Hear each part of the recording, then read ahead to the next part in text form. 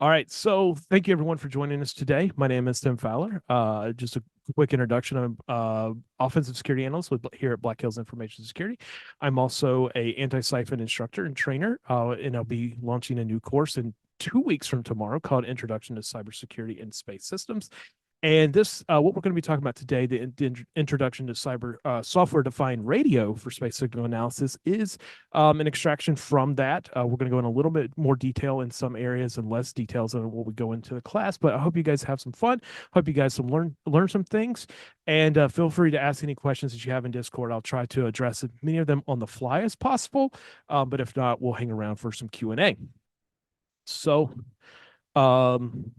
let's get PowerPoint going. Yep. Okay, so that's me. We've already covered that. So the first thing I want to talk about, real important, everything that we're talking about today in terms of using software-defined radio for listening and analyzing space signals is legal, with an asterisk there. I'm in the United States. I don't know where everyone else is but at least in the United States, we are, all of this that we're talking about is protected under the FCC.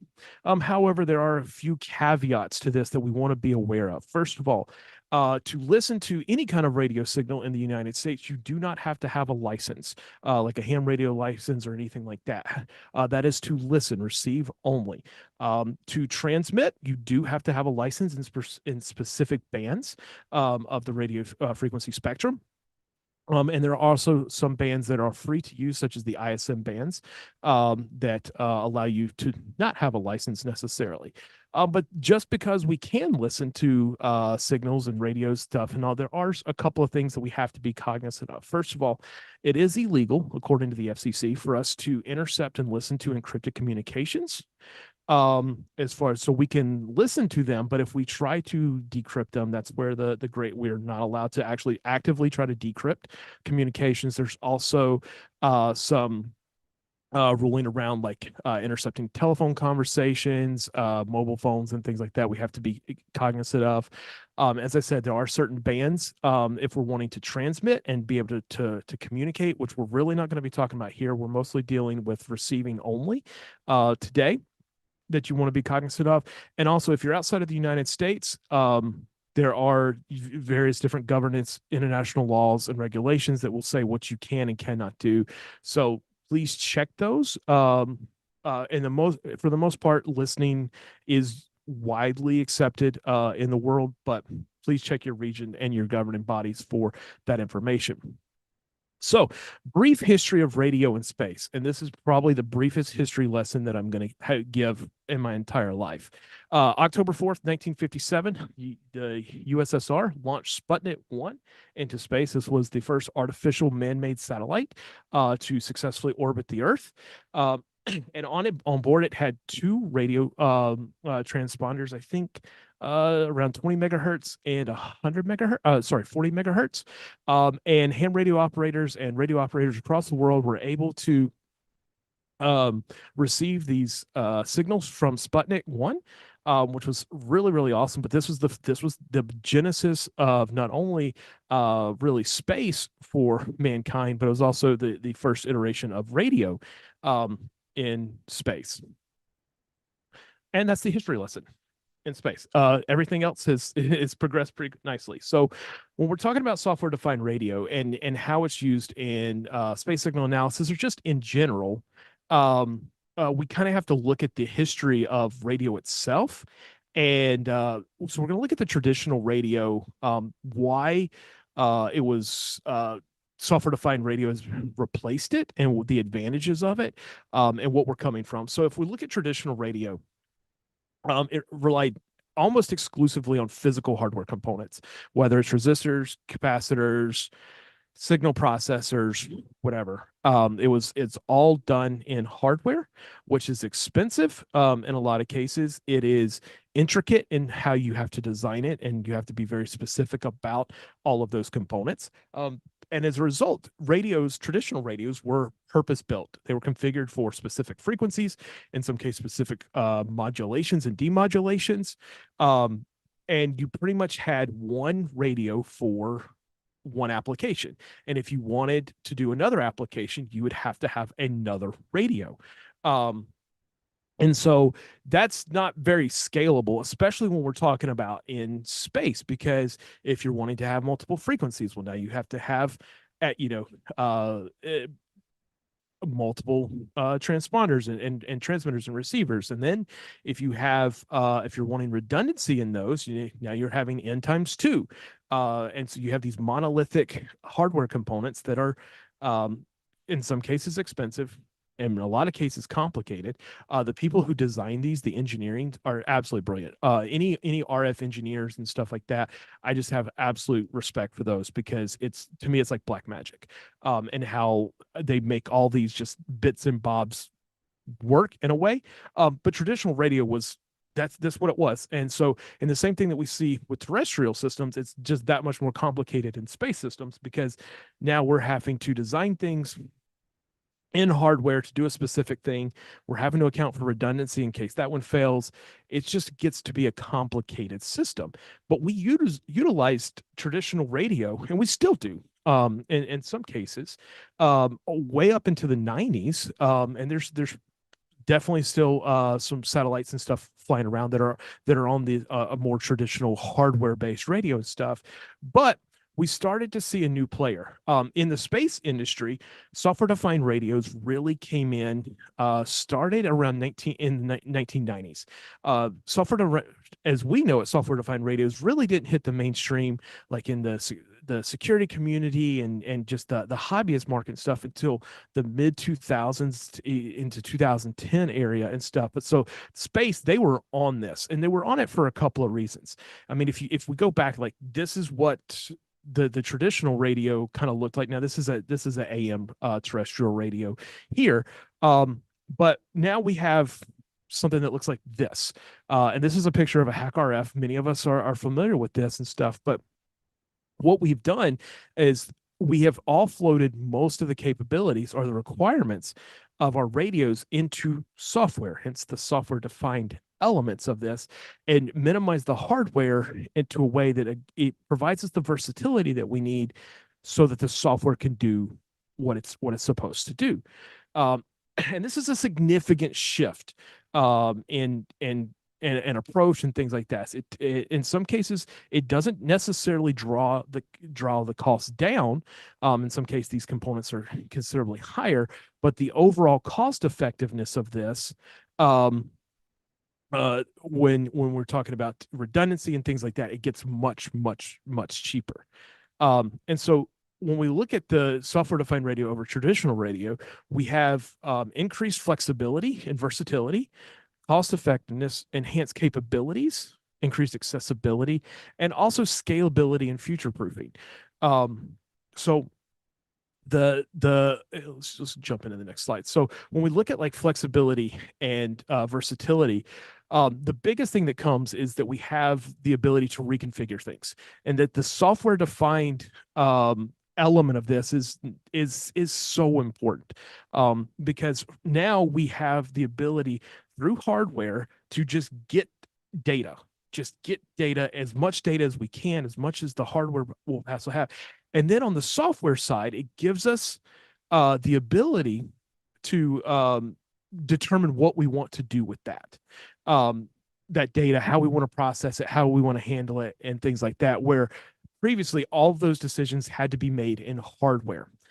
Also, it provides us a wide frequency range. As it says here on the slides, many of the SDRs that we they're broad spectrum, from few kilohertz to several gigahertz, allowing us to be able to tune in to a bunch of different frequencies. You can use a software-defined radio to listen to your FM radio station or AM radio station, or you can listen to your ham bands, or, as we're going to talk about in a little bit, you can use these SDRs to get telemetry and live video from a Falcon 9's rocket or a satellite.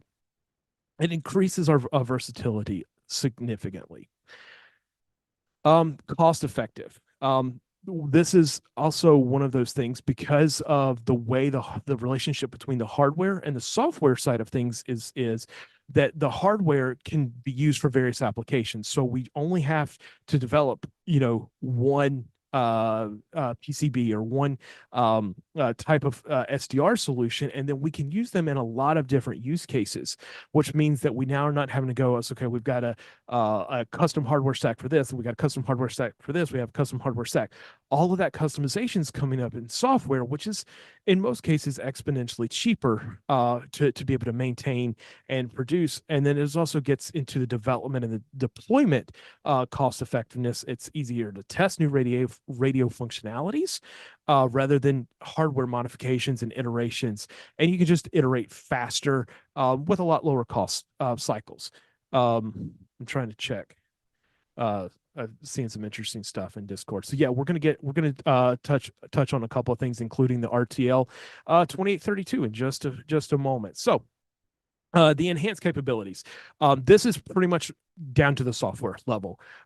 Because we can do it, we are not relying on the hardware to be able to do the signal processing and things. We're relying on software. We're able to implement much more complex algorithms, noise reductions, enhancements that would just be basically impossible in the traditional sense. And it again, it allows us kind of multi-purpose operation that we can do multi-functions at the same time, where we would necessarily have to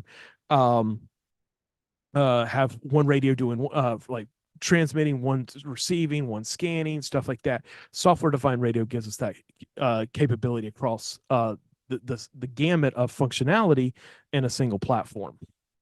And then accessibility. This is kind of the key thing and the role that SDR has played in space systems from a general user perspective, is that we were able to get our hands on it.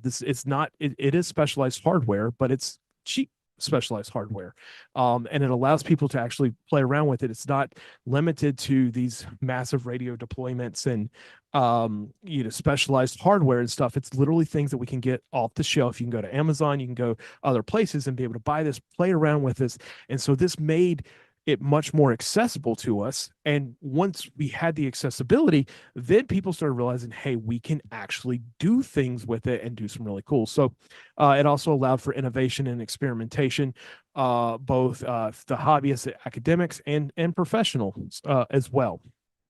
And then scalability and future proofing. This is one that I don't see a lot of people talking about in terms of software-defined radios and stuff like that. But it's a fundamental thing because we have a hardware platform that was designed to be highly capable, wide spectrum capabilities, in a lot of cases, lots of bandwidth that can be processed and stuff. That we're just one software update away from new functionality. So this allows to have much longer longevity within the usefulness of a SDR solution. But it also allows us to be able to customize this. We don't really talk about this in the rest of the presentation a whole lot, but when I mentioned that the space industry started using software-defined radios as early as the 1990s and stuff, and they were really ahead of the time. And what that allowed them to do was they were able to reduce their payload or their mass capacity, because now they don't have these big massive radio units and stuff like that. But it really gave them the ability to design to their specific missions in software and not relying on the hardware aspect of things. And it gave them that flexibility, and it also allowed them to be able to update systems and communication protocols and things down the road after deployment, where otherwise they'd be historically locked. But so this is all great and good. We know what software-defined radio is and stuff, but like how, and we talked about how it's kind of influenced us. But one of the things that made the biggest difference in terms of accessibility and things like that was actually something tangentially related to software or to radio signals, and that was the digital television transition. I think I saw somebody in Discord actually mention in relationship to the RTL 2032 about digital television, and that's 100% correct. What happened was, so in the United States in June 12th, 2009, the FCC told everybody, you got to go to digital television. There was these big campaigns where you could go and request your new digital antenna box and to go off of analog and things like that. And what happened in the lead up to this was that a lot of the chip manufacturers and things like that. So it's like, hey, this is happening. This is happening worldwide. United States, we were actually kind of slow to the game as far as getting into this conversion, but these chip manufacturers going like, hey, this gives us a new opportunity to do things, and this enters the chip that really started the entire software defined revolution, in my opinion. And that was the Realtek 2832U. The first release I think was June 30th 2008, so this was predated the actual transition to digital television in the United States. But what this chip did was, and allowed in conjunction with a couple other chips, was basically they produced a USB dongle that was capable of receiving DVB-T, or digital video broadcast terrestrial signals, and being able to like watch over the air TV on your computer, on your laptop. And it was completely like revolutionary for the time, and it gave television capabilities now on portable systems like laptops and things like that. But a couple of really smart people started playing around with these and figured out that you could essentially put these chips into debug mode, bypassing most of the digital television stuff, and just get raw access to the capability of the chips.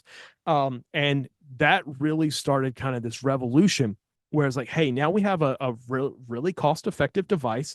I don't know what the price was about at the time, but you can still buy updated versions of these for 30 or 40 bucks, and they're absolutely amazing. But it's like, now we can actually start playing with these, and we have the ability to have a broad spectrum.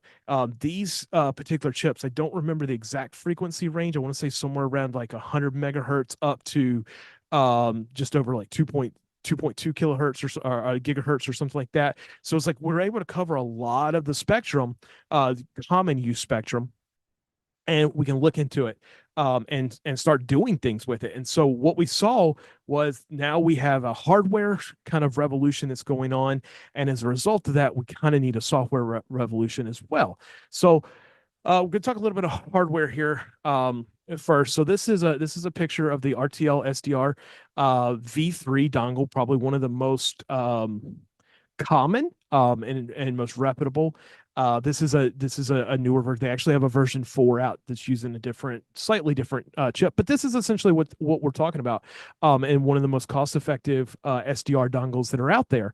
And I highly encourage, like, if you're interested in this, you can get some cheaper RTL dongles. There are some knockoffs and stuff, but I would recommend going with the RTLSDR.com version. They're legitimate. They've put in all the tremendous amount of effort into making sure that this stuff is reliable. And they're like 30, 40 bucks on Amazon. It's really not bad. And it gives you a lot of capabilities. But there are some other options out there. We know them. HackRF, it's a fantastic, from Great Scott Gadget. It's going to run you a couple $100. And it's highly capable. I think it goes up to like 6 gigahertz, I believe, as far as it's where the capacity you have. Another option would be something like a Caribou Light, which goes on a Raspberry Pi. They're in the middle. They range from about 80 to 140 bucks, depending on whether you want the 6 gigahertz version, or if you want to stick with the sub gigahertz spectrum. And then you get all the way up to like the Kraken SDR, which I think is also produced by Real RTL SDR as well, which is effectively like 5 of the RTL SDR dongles, like all put into one box, which just gives you immense amount of capability and stuff. But in most cases, these dongles, these devices and stuff, they're not going to work out of the box just as is, without some kind of additional hardware. As the Kraken does come with antennas and things like that. But with all things radio, really the hardware is important, but the antenna, the filters, the low noise amplifiers, all of the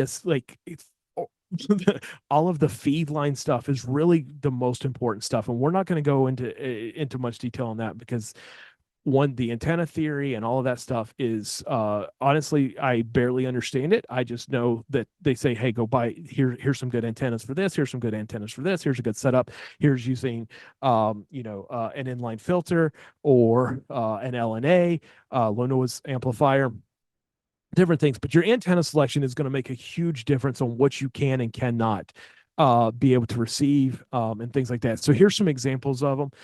Most of these here are specifically for space signals applications. So in the top one, we have a L/S band, and we'll talk about the bands in a minute. Parabolic antenna. This is good for things like high resolution picture transmission and low resolution picture transmission. In the lower left hand, we have an L band patch antenna, which I like to use for listening to iridium satellite communications. In the middle there, we have just a basic 137 megahertz V dipole, which is great for things like APT, automatic picture transmission, for weather satellites from like NOAA and things like that. And then we even get into some helical antennas that are also good. If you're interested in the radio, like the true radio aspect of this, I would really encourage you to you don't have to go get your ham radio license or anything like that, but at least look into it because one, it's a fantastic community, and it looks like we've got at least one ham operator in the Discord, so that's awesome. Just the amount of information that's here is just incredible, and you can go down the rabbit hole so incredibly far. But the hardware choices do make a big difference in what you can do from. But in the software defined radio realm, the hardware is one aspect of it. The software is the next aspect of it. So we're going to take a look at some of those, and we're going to run through. There's a bunch of kind of different tools that we're going to talk about. They in some cases, they all operate kind of in the same realm. It's just users' preferences and choice, but kind of the most common, at least from the open source world that you're going to run to, is going to be GNU Radio and GNU Radio Companion. This is one of, in my opinion, not coming from a radio background, one of the just absolute most daunting applications for trying to learn this, because what it is literally all of the software components of what used to be the hardware components. And so you have to build with these flows in which for the data to be able to be processed and stuff. It is incredibly powerful. I wish I had more time to actually just spend in learning the intricacies of this and stuff. But luckily, there's a lot of tools that are built off of GNU Radio that give us the ability of kind of hitting the easy mode button, and that's kind of the approach that I have taken in my own research and endeavors and stuff. But highly capable, probably the lowest level as far as like just being able to tweak every little variable and thing like that, get the most out of your SDR capability and stuff. But there are some other options. We're going to look at those.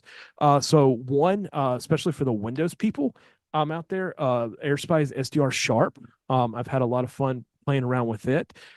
It's it's in line with all of these other kind of signal processing systems out there. It's just if if you're not in Windows, I think there might be a Mac version as well. I'm not 100% sure. There's also SDR plus. A lot of people have started migrating to SDR plus for reasons that I'm not quite 100% sure, because I haven't been tuned into that community as well. But this one runs is multi-platform, multi-architecture. So that's an option. Then you have one of my favorites is GQRX. It's actually built off of GNU Radio. You can install it very easily, like in a Linux distribution or anything like that. But most of these softwares solutions are going to give you generally the same kind of ability. It's just a matter of what kind of your preference is and from an interface and things like that. A last one that's also very popular is Cubic SDR. There's a few others like SDR Angel. There's just a lot out there. Somebody's in chat saying AirSpy runs on Windows and Linux, not Mac. You're probably correct. I think I had that wrong. So what we have some hardware, we have some software that gives us the ability, and most of these softwares that we're talking about, they're just gives us the ability to tune into a specific frequency, demodulate, and to be able to listen to these signals and stuff. But like that's all well and good, but what does this have to do with space signals? And so now we're going to get into the actual space specific parts. So to start off with, we're going to take a look at the bands. I mentioned the RF bands a little bit earlier, and there are a bunch of them, and they're basically broken up into segments of the radio spectrum, and they have different use cases and different applications depending on what the requirements of the space system and things like that. We have things starting all the way on the left are starting with VHF. There is HF, and there's not a ton of systems that are still utilizing HF in terms of actual space systems. Terrestrial radios, absolutely. But in the context of space systems, not a whole lot are taking advantage of VHF or sorry HF. But when we start to get into the VHF between 30 and 100. 30 and 300 megahertz, we'll start to find stuff, especially around the 135 megahertz portion of that band. We'll see things like our NOAA satellites for APT transmissions and various things. As we get up into the higher bands, really starting at C band and upwards, these tend to be more specialized use cases, especially the higher frequencies like the KU, KA, and up. Tend to be reserved for inter-satellite link communications, not so much from ground to space. So you won't, not too many software-defined radios that I'm aware of even have the capability commercially available for being able to listen to these ultra high frequencies. But and a lot of times we just won't necessarily even see them because they're reserved for inter-satellite links and things like that for constellations like Starlink and stuff like that. When we're talking about space signals analysis, we're really looking on the left-hand side from the S band, the 2 to 4 gigahertz and downward is where we're probably most likely focus.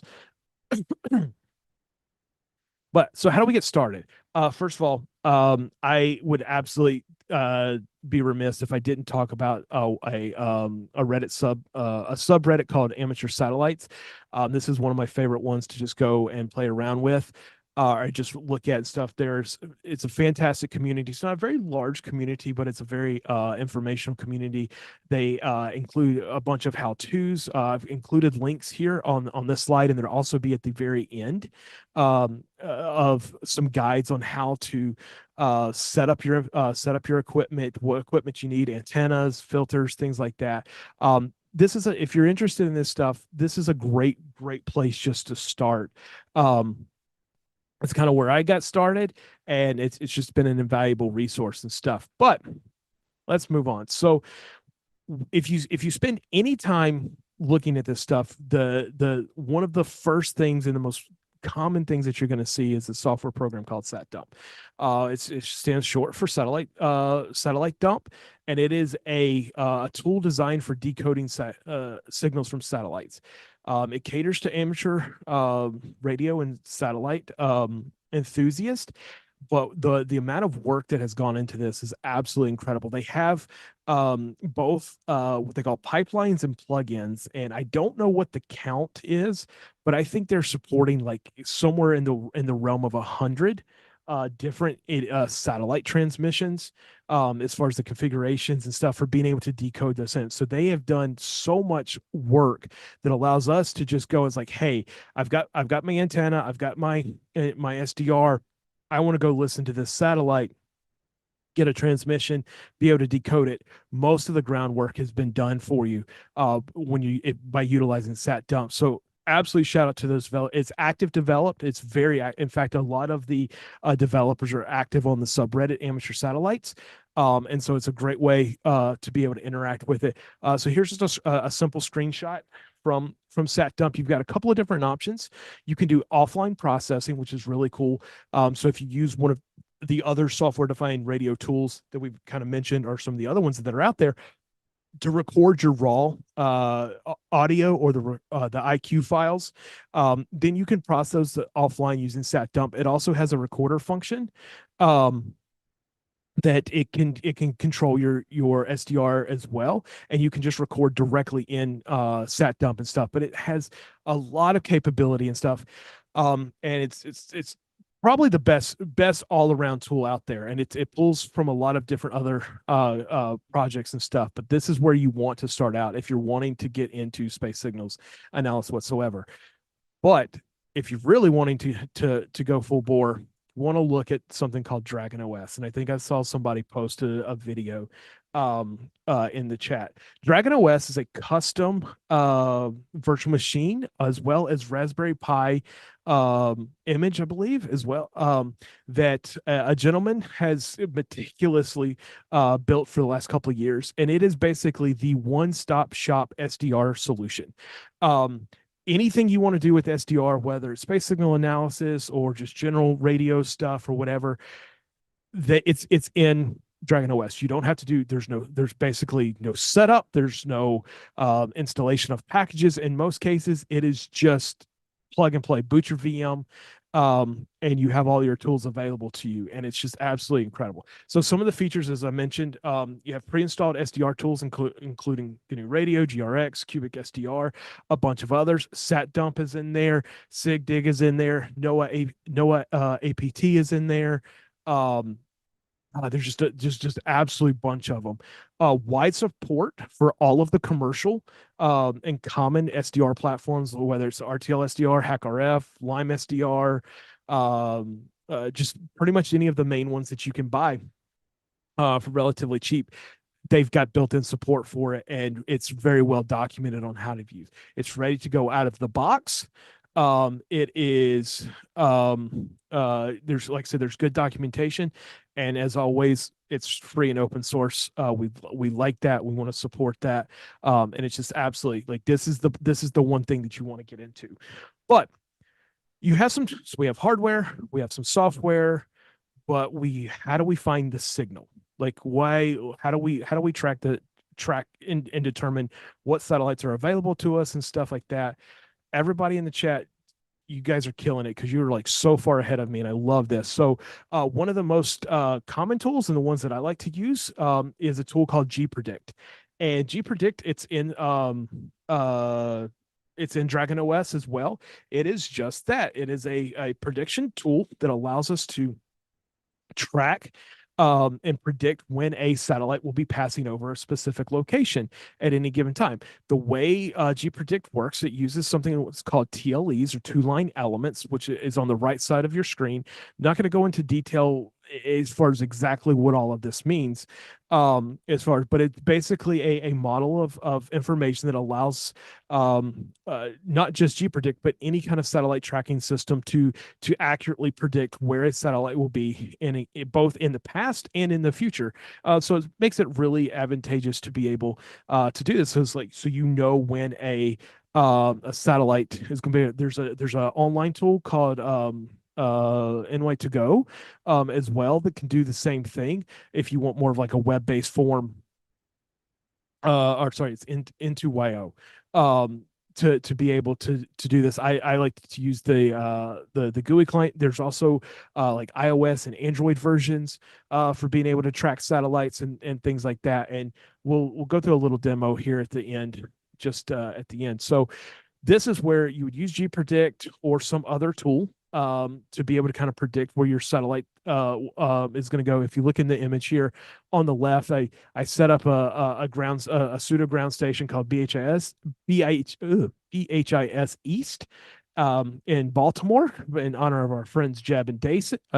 Well, And so we've got NOAA 15, NOAA 18, and NOAA 19, as well as the International Space Station, and it's just given us a general idea of when where they're at currently, and what the next time the next we'll be able to see the acquisition of signal for a specific satellite. So in this case, in the screenshot, NOAA 18 will be coming in sight at 29 minutes and 34 seconds. So that gives us an ample time to get our stuff set up and be able to be ready to capture those signals. Another kind of tool that I mentioned, and one of the common kind of first use cases that would people go for this is looking at APT, automatic picture transmission from the NOAA satellites, which are Earth observation satellites, primarily focused on weather and things. And there's a tool called NOAA APT that's built in. It's in Dragos OS, but you also can just go download it and run it on various operating systems. But if you're doing this stuff, I would honestly recommend just sticking with Dragos OS as much as possible, because all the hard work's been done for us. But what this does is it takes a raw file or a WAV file that's recorded from the transmission, and it decodes the data and allows us to actually see the imagery. And we'll try to do that here in just a few moments at the end. But you can do more than just weather, satellites and things like that. In August of 2016, there was a presentation done on decoding data from iridium satellites. So iridium is a global constellation of communication satellites. We're now in the second iteration of the iridium network, called the Iridium Next network, that facilitates satellite-based communications across the globe. It's a really cool constellation. If you ever want to take a look at it, it operates in low Earth orbit. But what these individuals figured out was that they were able to use software-defined radios to actually capture the signals, process them, decode them, and listen to the contents that was of the communications that was taking place. As subsequently, they've released a toolkit, a collection of actually tools. So they've got the Iridium toolkit, as well as the GR Iridium, which is the actual GR Iridium is what allows you to capture the bursts and stuff, and the Iridium toolkits, the post-processing elements and stuff. And this is really cool, because this was like one of the first big instances of like, hey, these like super nebulous concept of satellite communication. Yeah, this $30 RTL dongle is able to with a patch antenna could go and listen to communications that we're traversing over satellite links, and it's really cool. I would share a demo with this, but in the last one that I recorded, it actually caught an emergency 911 phone call, and so we're not going to share that today, just for privacy reasons and things like that. But you'd be quite surprised at what you're able to listen into. Another option operating in the same L band would be Inmarsat, which actually is probably a lot more active than the Iridium Next network. But there's tools and stuff like that. But previously I mentioned that being able to use software-defined radio for tracking SpaceX Falcon 9 telemetry with a hack RF. So in 2020 is actually in February of 2021 is when this actually took place. A couple of intrepid hackers with a hack RF and a homemade antenna was able to tune into the second stage Falcon 9 telemetry, just using some off-the-shelf SDR, as well with GNU radio, to convert this binary data into plain text. And they were eventually able to get a live video feed of the stage 2 LOX, the liquid oxygen tank, which SpaceX was very nice, and they would show that during their webcasts, but then they would cut out. And these guys were able to lock in on that signal, decode it, and process it, so that they could actually continue to stream the video even after SpaceX had cut their feed and stuff. And this was cool. Like this is kind of one of those moments where it's like, wow, this stuff is really, really powerful, that we have the ability to decode this stuff, and we can see this. It's like most hacker adventures. It's some trial and error and testing and iterative process and stuff. But it works. And it's like, this is one of the biggest companies, space companies in the world now. But they killed it just over a month later. It's not possible. They went and started encrypting their telemetry. And to say that this was a reaction to the ability to decode, I can't. I'm not going to really speculate that SpaceX, like, oh, these people were able to decode our signals, we're going to go encrypt them. It probably was, but it can't say for sure. But what you'll find is that there is a history, especially in space systems, where signals are not encrypted until they absolutely have to be. Now, some missions dictate that they need to be encrypted out of the gate. Other ones, not so much. And this would be probably a good example of that. For that. And so, just some of the interesting frequencies that you can listen to with pretty off the shelf parts and stuff. So I talked about APT, automatic picture transmission. These are going to operate around 137 megahertz center frequency, both NOAA 15, 18, and 19. There's also, we have high resolution picture transmission. There's also low resolution as well. These are going to typically operate in the L band, around 1.7 gigahertz, roughly. NOAA also has an S band transmitters that are in the 2.24 gigahertz spectrum, and then also in the L bands, iridium, and I think Inmarsat as well is operating kind of in the 1.6 to 1.7 gigahertz range. And these are all things that you can just go and start kind of listening to and playing with just free and open source software and some cost-effective hardware. We're going to be wrapping up here as far as the actual presentation goes, and I would be remiss if I did not mention my absolute favorite satellite space project, period, and that is SatNOGS. Probably a lot of you have not heard of SatNOGS, so let me introduce it to you. So SatNOGS stands for Satellite Network Operation Ground System. It's a free and open source ground station network of hobbyists, amateurs, and including some professionals, where it is a distributed network of ground stations that people build. And it is an absolute vital piece of our space infrastructure now. I think it was initiated in 2014, and it has just continued to grow. And what it allows us to do, not only just as like a ground station operator, but also as a satellite operator and stuff, a lot of these educational and research platforms that are going up into space for different purposes, like CubeSats and stuff like that, they're able to leverage the SatNOGS ground station network for being able to downlink telemetry without having the reliance on single ground station deployments, such as wherever their mission control is. Because if you've got a satellite that's orbiting the Earth, and you can only talk to it when it's over, you have line of sight with your ground station, well, you're pretty much reduced to maybe 8 to 10 times a day that you'd actually be able to communicate with your satellite, get information.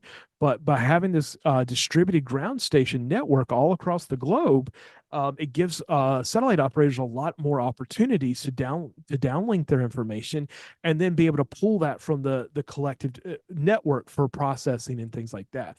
This is like I said, one of my hands down absolute favorite applications and kind of systems for just playing around with satellites, being able to look at the information. It's just incredible, the information that you can see there. So as we wrap up, I do want to include some resources. Some of these have already been included in the slides. Definitely pay attention to the last one, the recordings. There's this gentleman has a repository. They're a few years old.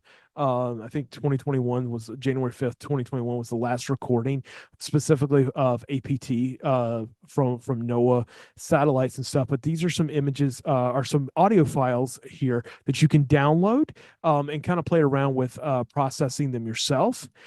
Somebody in chat mentioned TinyGS. Yeah, so TinyGS is something else that that I also really like. It is primarily focused on LoRa-based communications, mostly in CubeSats that are utilizing LoRa.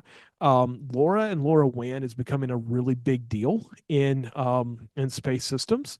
And so TinyGS is similar to SatNOGS in that it's a distributed network, but in that case, it's primarily focusing on LoRa-based communications, both in the 915 megahertz spectrum and the 433 megahertz spectrum.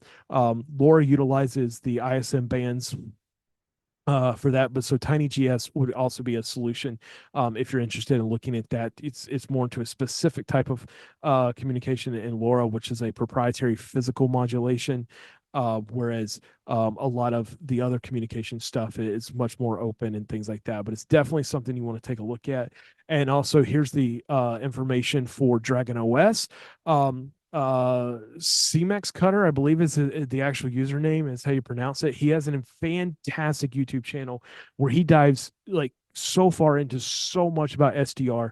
He talked both from a space signals analysis and satellites and stuff, but to more just general terrestrial stuff. It's one of the I don't see this get talked about a whole lot, but it's absolutely an invaluable resource for people that want to look at this stuff, to learn more about this, to go hands on. He's like I said, he's the creator of Dragon OS.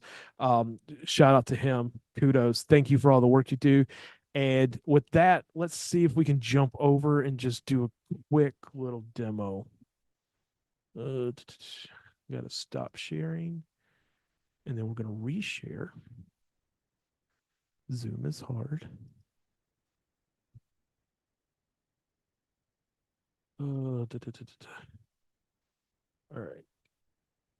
Can someone give me a thumbs up in Zoom or in Discord that they can see my screen? All right, cool. So, all right. So somebody says we can see VLC. So cool. So I'm going to try to play this. Hopefully you guys will be able to hear this. So what we have here is a recording of a APT signal from NOAA 15. This was back from 2001. And when you're listening to, or when you're actually capturing these signals and stuff, this is what you're going to hear. Hopefully you'll be able to hear it. I'll turn up the volume just a little bit. I don't want to blow anybody's ear out.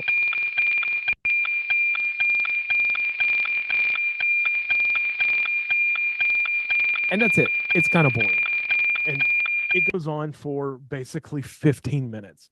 And so in here, we're in, this is Dragon OS. And so what we're going to do is we're going to quickly decode this. Yeah, it sounds like a Hyundai's turn signal. It's pretty funny there. So I can find it. And so we just load this audio file that you just heard into NOAA APT. And like I said, this is built into Dragon OS. There's really nothing you got to do. It makes it nice and simple. We'll let it decode. And it's decoded. And then we'll just go ahead and do a quick process. And what it's taken is that it's taken that 15-minute audio file and actually converted it and demodulated it and decoded it into an actual image. NOAA satellites, I don't believe they actually transmit color images, so we have to do a lot of post-processing if you see a bunch of different like color images and things. And so like we can actually do like in NOAA APT, it allows us to do false color things. We can do overlays such as like maps, and things like to see like borders and different things like that. Not necessarily necessary, but it's just a really cool thing that you're able to see that.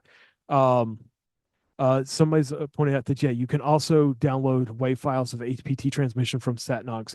SatNOGS is just a fantastic resource for being able to get information there. Briefly, I did want to just kind of show GPT or GPredict for being able to see. I was going to see if we had any satellites coming over. It doesn't look like we do right now over the Baltimore area. and stuff. But this just gives you the ability to track some stuff. What's really nice here is if you go into gpredict, there's a couple of things. First thing you want to do is you're going to want to update your TLEs from the network. That's the tune line elements. That is the data that is used to actually make these predictions.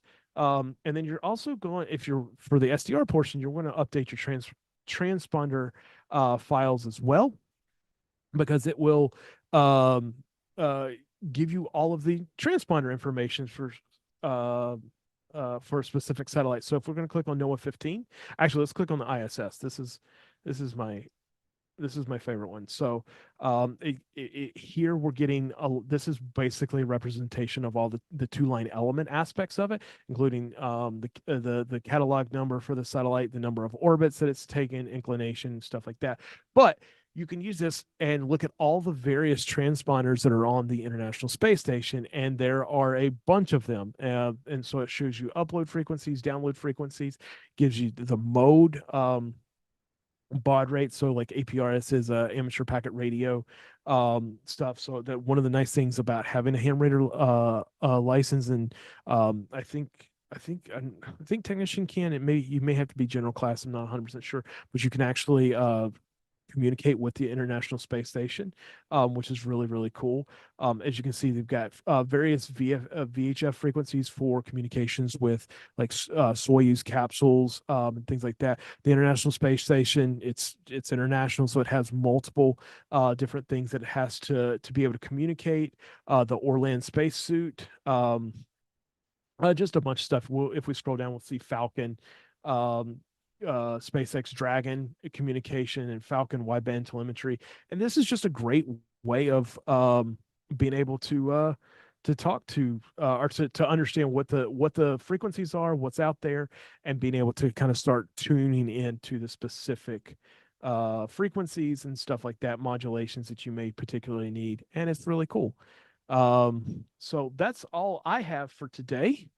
So that's going to include the actual presentation. And I'm going to jump into Discord and see if there's any questions that I can answer, missed. Thank you guys for all, like, I've been tracking a little bit as we've gone along. There's been so much interesting people or interesting content that people are posting. I am by no means an expert in any of this. I just love sharing my knowledge and what I've learned and my experiences. And so thank you for the community that tunes into these and helps contribute.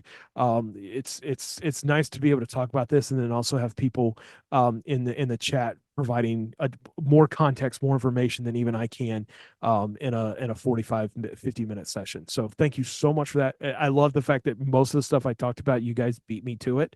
It just goes to show how awesome this community is. But are there any I'm trying to look back and see if there's any specific questions. I have 2 questions Fire away. Queued up. You may have answered this already, but it's in the pen test activities, it's important to focus also on the space signal analysis. That came kind of early on in your presentation. In the pen test, I'm trying to figure out what context. Yes. If we're looking at it in terms of like cybersecurity in space systems, absolutely. We need to look at that because as like the SpaceX Falcon 9 is a perfect example where their telemetry was unencrypted. People were able to receive that and be able to decode that and demodulate that appropriately so that they could see what the contents is. And one of the things that is important to understand in most of the context that we're talking about, when you look at a space system, there are 2 kind of independent systems that we're really talking about. In our case, the majority of what we're talking about is in the user segment of a space space system, or also the payload of a actual satellite. So for like a NOAA satellite or a weather observation satellite, you have what's called a satellite bus, and that's doing all the satellite-y things as far as management, power generation, command and control, telecommunications and telemetry and stuff. And then you have the payload on top of it, which is actually producing all the images and transmitting all of the data back to us. And so if you're looking from like pen testing a space system or whatever, you're definitely going to want to look at the signals. You're going to want to make sure that encryption is being used. You're going to want to make sure that authorization is being used on space signals. You're going to want to look at your processes, like what happens when encryption fails, because encryption does fail for for various reasons, due to the constraints of operating in space and things. How do you fall back to open communication safely to then, when encryption does fail, to then reestablish communications? We're going to cover a lot of that in my class that's coming up. So if this is something that you're interested in, I would definitely encourage you to take that. Shameless promotion there, but we do get into a lot of the reasons that the space signal analysis is important, and what it means for a space system, because not only are we looking at things like, these signals in most cases are intended for us to be able to observe, and be able to interact with them, but not all space systems are designed for that, but they may still be accessible and available to us. So I'm not sure if that exactly answers the question, but hopefully it does. Awesome, man. Oh, Yeah, I see one. yeah, go ahead, Where do man. you If you see see a the question, go future? ahead and pull it. Yes, where do you see the future going from industry standpoint? Do you think there will be a call for red team in space? So that is the question that I'm trying to collectively answer today. Where I see things going is that, with the democratization of space, we're seeing a proliferation of more and more space systems being deployed, more and more companies doing it, not just at the nation state government level kind of things. And so there are a lot of standards, there are a lot of recommendations, there are a lot of little bits and pieces on how to do this. But considering just how hard space is in general, just to operate in space, throwing cybersecurity on that is really difficult. It's you can't be just like, hey, you need to go and do X, Y, and Z. Like encryption is a great example for that. One of the reasons why we may not have encrypted signals, especially in space, rockets and stuff, are going to be a little bit different because they're not long standing, is the effects of ionizing radiation. And the fact that it can cause adverse things with bit flips and memory and stuff like that, corruption of keys and stuff. Like, we have to be able to account for those things, and stuff. But as far as the future, I do see that this is going to be a trend, that's going to continue, where there's going to be much more demand for cybersecurity focus in space systems and within aerospace companies. It's just, how long is it going to take? I don't know. One of the kind of questions that I've always mull over my question in my head is, if you're familiar with the company Dragos, and the stance that they have with the OT and the ICS world, the question I have is, who is going to be the Dragos for space?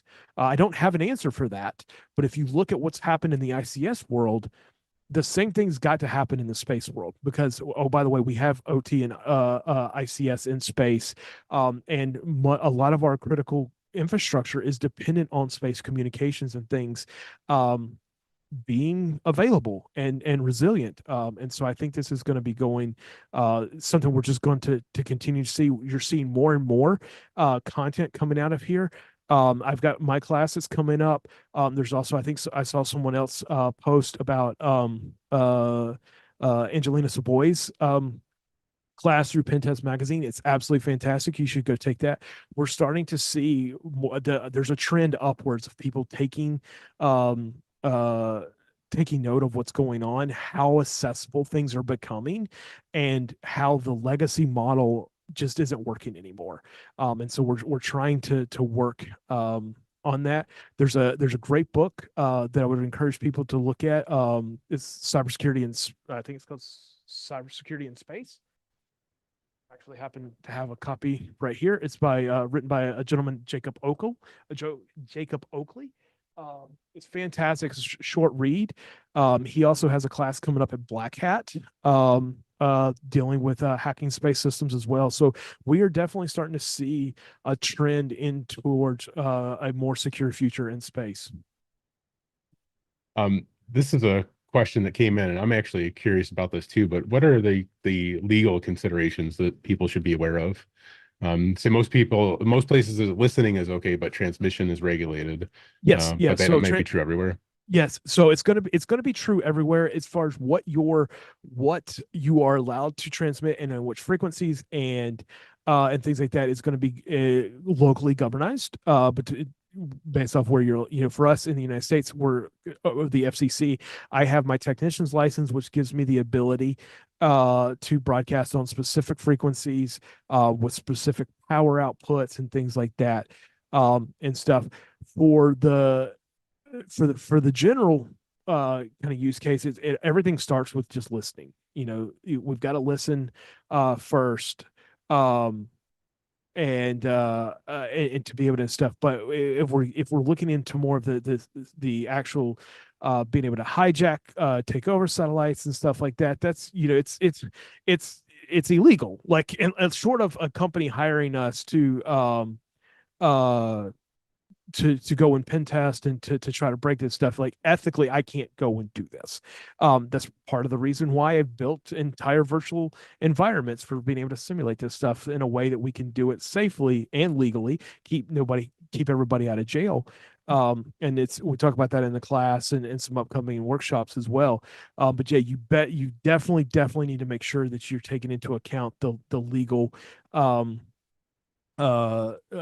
frameworks that are for where you're broad or from where you're operating at, to make sure that you're in compliance and stuff. We're not supposed to break encryption and various things like that. But most of this really has to be done in a partnership and context with the actual operators and the aerospace companies.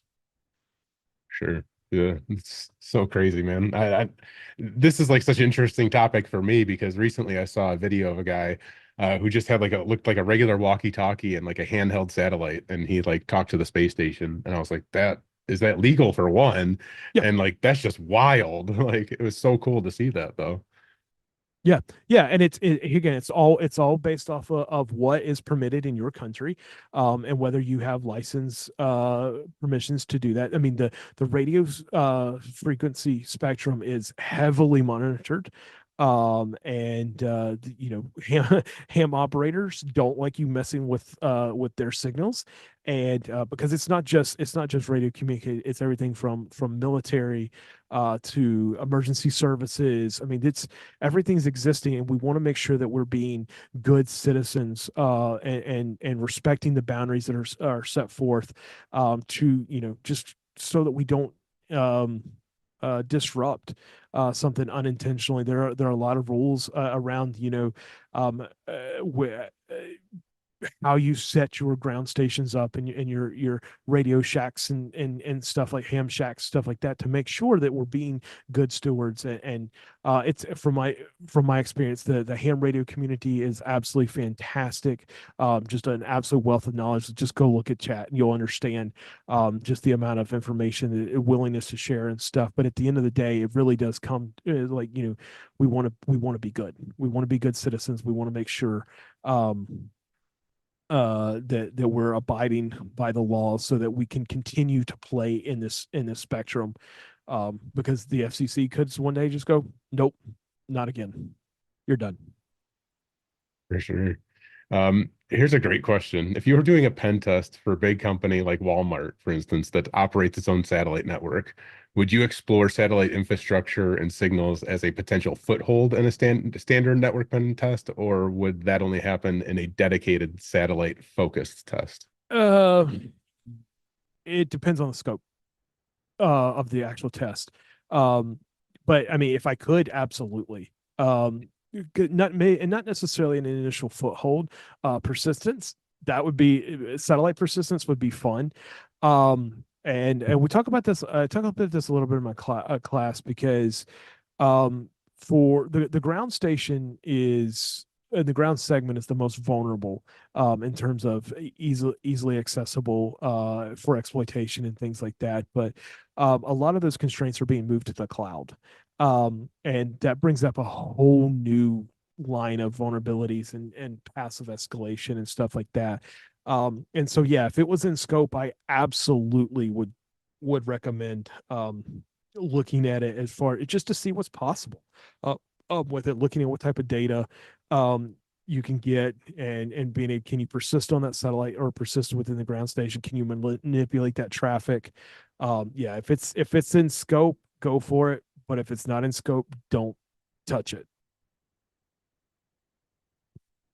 I just shared your class on the screen for everybody so they could Awesome, see it thanks. for sure.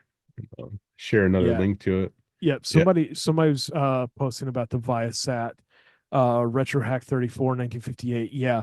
The Viasat hack, we cover this pretty heavily in the class because it is the perfect model for so many different things. As far as like what can happen, what went wrong, what they did to remediate it, and stuff. And won't go in a lot of details, but it was a two-headed attack that came in both from the ground station segment or the ground segment, as well as the user segment, to effectively knock some 45, 50,000 satellite modem terminals offline on the eve of the Ukrainian invasion.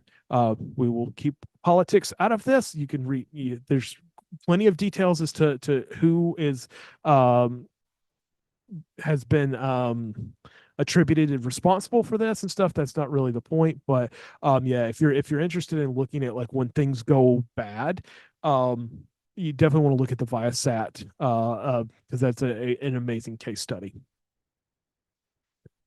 Yeah, I'm genuinely so excited for your class and to see you at HackSpaceCon.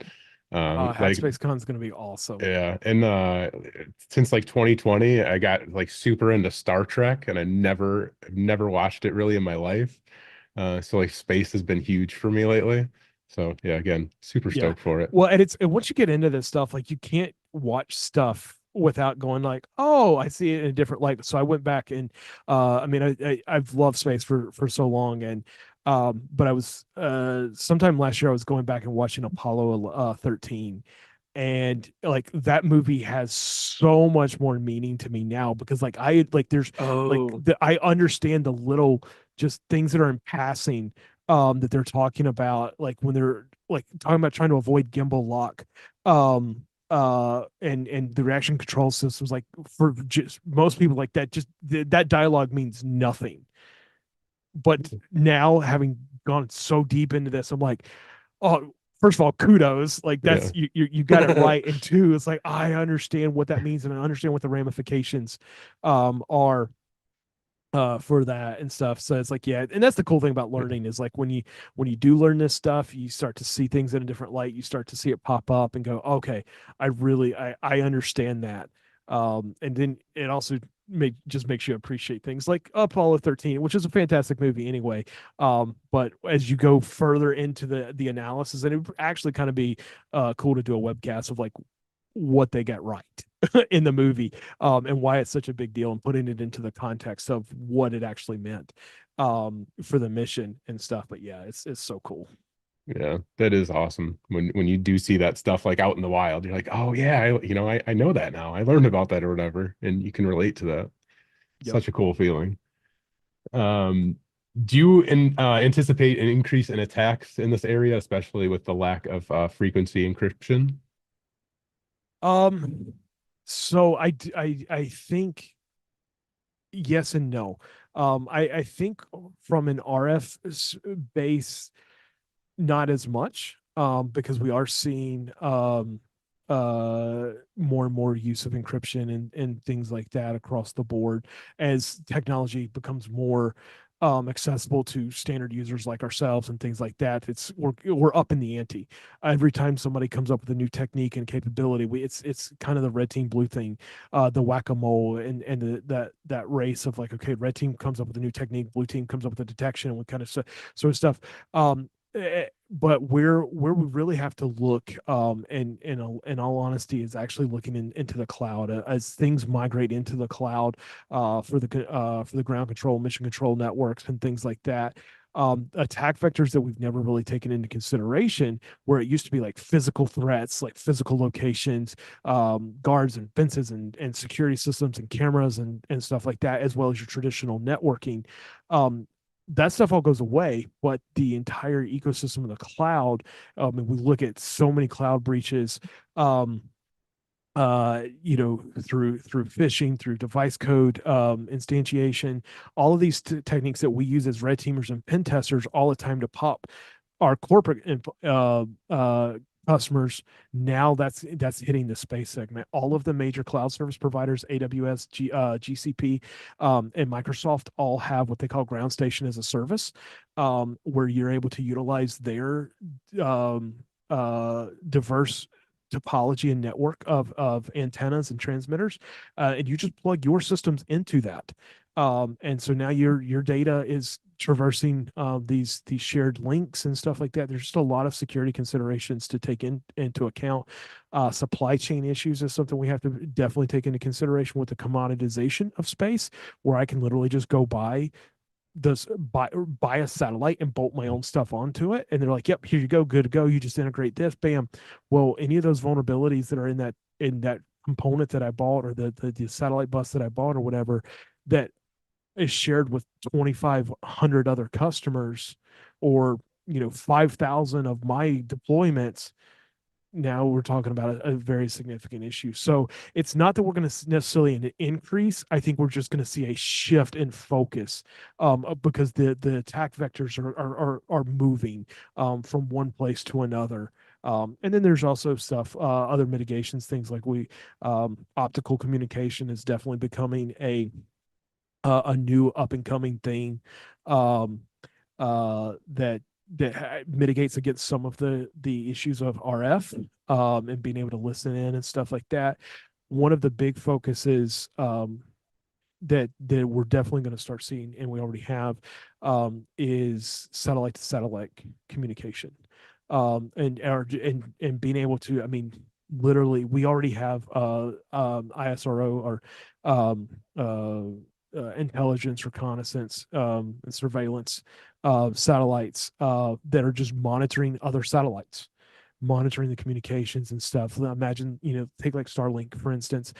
Their goal is like some 40,000 node constellation and stuff, and being able to intercept those interlinks, or alter those, and man in the middle is not the right kind of term, but be able to just kind of interact with those things.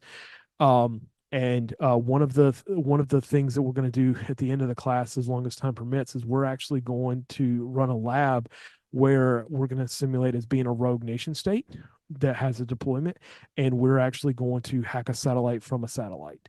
And that is definitely kind of where the next generation of capabilities is going to come from, is using the existing ecosystem, being able to take advantage of legacy systems, things that have been up there for 20 or 30 years where security was never designed, and using modern technologies to take care of that.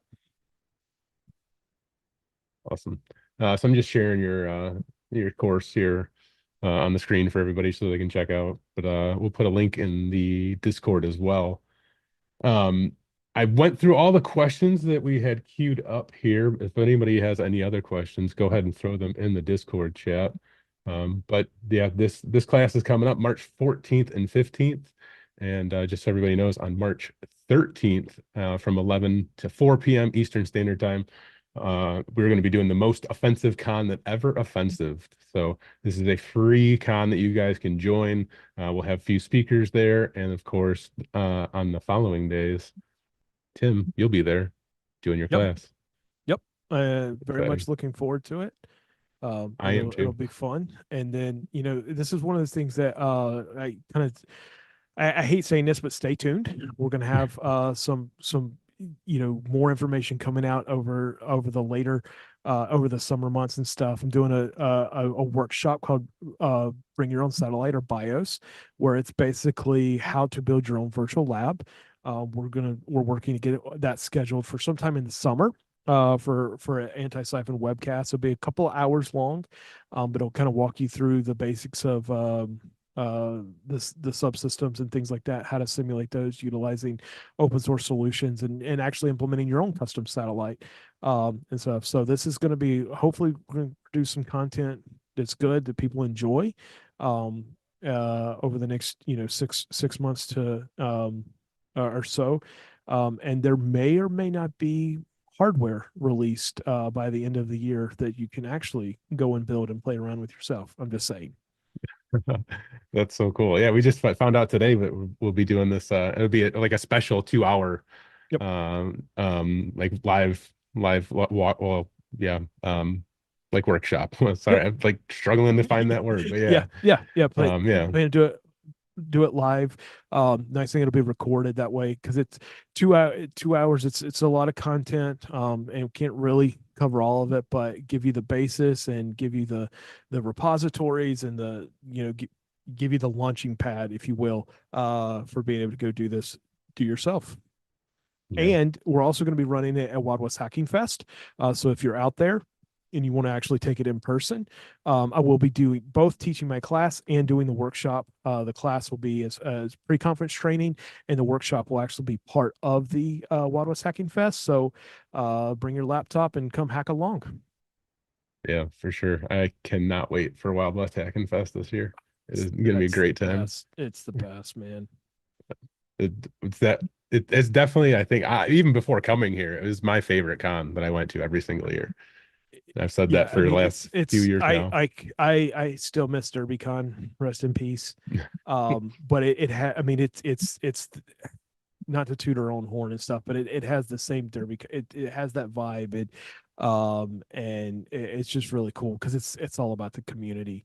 And as a BHS employee, um, like, we do it all for you guys. Our community is amazing, and we want to just give you the best and greatest content and information that we can. So thank you for help letting us do what we love to do.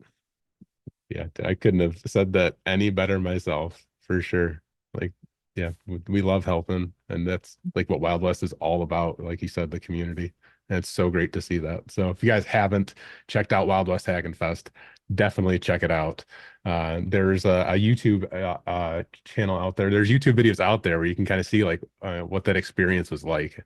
I would definitely go and check that out. Um, find the link to that. But anybody else have any other questions? Did him say that the training in March would be available at Wild West in person? You're doing the 2 hour workshop at Wild West, Yeah, correct? so the training class will be available. I don't think we've actually started promoting Wild West Hacking Fest yet. I think that's coming in the next couple of weeks.